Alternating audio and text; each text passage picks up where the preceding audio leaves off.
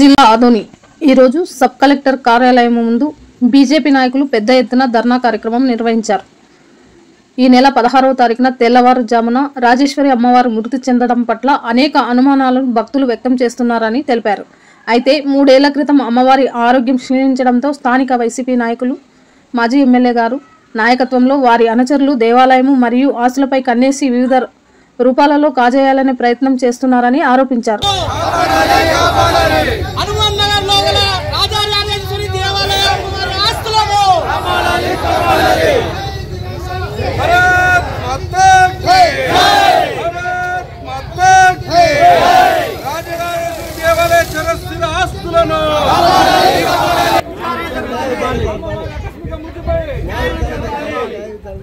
ఈరోజు Adoni sub division sub collector గారిని భారతీయ Janata party ముఖ్య నాయకులందరూ కూడా కలిసి ఒక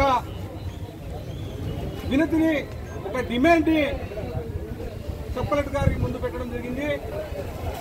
అదేంటంటే నిన్న తెల్లవారుజామున ఉదయాన ఆదోని పట్టణంలో అత్యంత ఆధ్యాత్మికను పెంచి పోషించి భక్తి మార్గంలో నడిపినటువంటి శ్రీ రాజరాజేశ్వరి అమ్మవారు శివకమైనటువంటి సంఘటన మీద పూర్తి స్థాయిలో జ్యుడిషియల్ ఎంక్వైరీ చేయాలని ప్రథమంగా డిమాండ్ చేయడం జరుగుతుంది.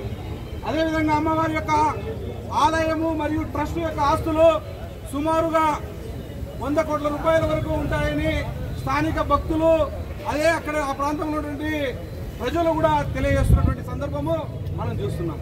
అయితే గత 2 సంవత్సరాల క్రితము అమ్మవారు అనారోగ్యం రీత్యా ప్రైవేట్ ఆసుపత్రిలో చికిత్స పొందే సమయంలో అప్పటి మాజీ ఎమ్మెల్యే సాయి ప్రసాద్ రెడ్డి అయితేనేమి, వారి అనుచర గణమైతేనేమి అమ్మవారి యొక్క ట్రస్ట్ యొక్క దేవాలయం యొక్క ఆస్తులన్నిటి కూడా బలవంతంగా రాపించుకోవాలనేటువంటి కుట్ర చేశారని ప్రజలందరూ తెలిసిన విషయం. ఆ సందర్భంలో దేవాలయం యొక్క ట్రస్టును సాయి ప్రసాద్ రెడ్డి యొక్క అనుచర గణం ఏదైతే ఉందో ఆ యొక్క అనుచర గణం పేరుతో ట్రస్ట్ యొక్క సభ్యులుగా చేరి దేవాలయం యొక్క ఆస్తులు కావచ్చు, ఆభరణలు కావచ్చు, దేవాలయం సంబంధించినటువంటి నగదు కావచ్చు, వాటన్నిటి కూడా కాజేసేటువంటి ప్రయత్నము గత 2 సంవత్సరాల నుంచి కూడా జరుగుతూ వచ్చింది. అయితే నిన్న ఏదైతే అమ్మవారి యొక్క మృతి ఏదైతే ఆకస్మిక మృతి జరిగిందో అందులో కూడా వైసీపీ నాయకుల యొక్క కుట్ర దాగి ఉందని భారతీయ జనతా పార్టీ భక్తుల ద్వారా తెలుసుకున్నటువంటి సందర్భం. కావున అధికార యంత్రాంగాన్ని సూటిగా మేము గట్టిగా ప్రశ్నించేది ఏంటంటే, ఏదైతే వైసీపీ దొంగలు అమ్మవారి యొక్క మృతిలో హస్తం ఉందో దాన్ని అంతా కూడా న్యాయ విచారణ చేయాలని ప్రభుత్వం ముందు మా డిమాండ్ పెడుతున్నాం. అదేవిధంగా దేవాలయం సంబంధించిన ఆస్తులు ఏవైతే ఉన్నాయో ఆ ఆస్తులన్నిటి కూడా ప్రభుత్వము వెంటనే తమ ఆధీనంలోకి తీసుకుని స్థిరాస్తులే ఉన్నాయి, చరాస్తులే ఉన్నాయి, నగదు రూపంలో ఎంత ఉందో లెక్క కట్టి ప్రజలకు శ్వేతపత్రం విడుదల చేయాలని స్థానిక అధికార యంత్రాంగాన్ని డిమాండ్ చేస్తూ, అదేవిధంగా దేవాలయ వ్యవహారంలో వెంటనే సిబిసిఐడి ఎంక్వైరీ కూడా స్థానిక సబ్ కలెక్టర్ గారు రాయాలని ప్రభుత్వాన్ని మేము భారతీయ జనతా పార్టీ తరఫున డిమాండ్ చేస్తున్నాం.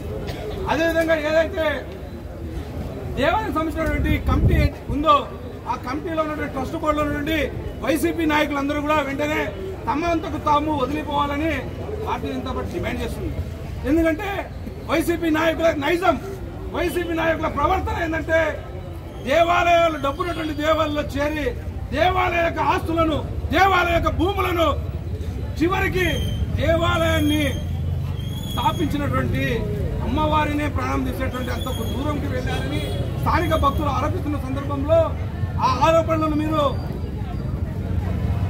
పరిగణలోకి తీసుకుని వెంటనే ఎవరైతే ట్రస్ట్ బోర్డు మెంబర్లుగా ఉన్నారో వాళ్ళందరూ కూడా రాజీనామా చేసి వెళ్లాలని సందర్భంగా డిమాండ్ చేస్తూ ఆ దేవాలయం సంబంధించిన ఆస్తులను కూడా వెంటనే ప్రభుత్వము స్వాధీనం పరుచుకుని వెంటనే విచారణ చేపట్టాలని సందర్భంగా స్థానిక సబ్ కలెక్టర్ గారిని కోరడం జరిగింది. ఈ యొక్క విషయంలో ఎండోమెంట్ మినిస్టర్ కి, ఎండోమెంట్ అధికారులకు కూడా భారతీయ జనతా పార్టీ తరఫున భవిష్యత్తులో లేఖలు రాసి దేవాలయ భూమి రక్షణ కోసము భారతీయ జనతా పార్టీ తరఫున పెద్ద ఎత్తున ఉద్యమాన్ని చేయబోతున్నామని ఈ సందర్భంగా తెలియజేస్తున్నాం. నా పేరు Nagaraju, Bharatiya Janata Party Adoni assembly co convener.